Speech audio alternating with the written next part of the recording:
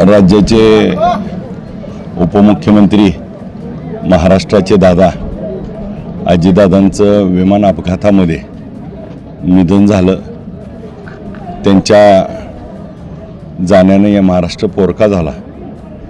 या महाराष्ट्रामध्ये दुःखाचं सावट पसरलंय। जड अंतकरणाने आपण सर्वांनी दादांना शेवटचा जे महाराष्ट्र केला अंतिम दंडवत घातला। आम्ही या महाराष्ट्रामध्ये दादासारखा दुसरा माणूस होणे नाही।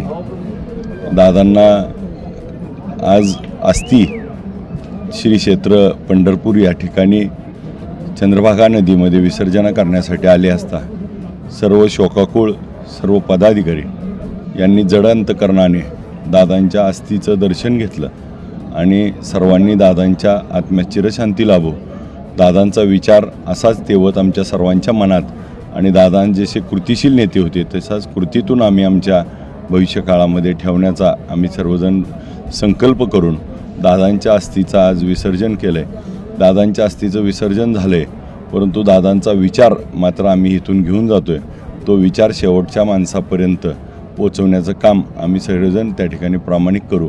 हीच खऱ्या अर्थानं दादांना श्रद्धांजली असेल। ओम शांती।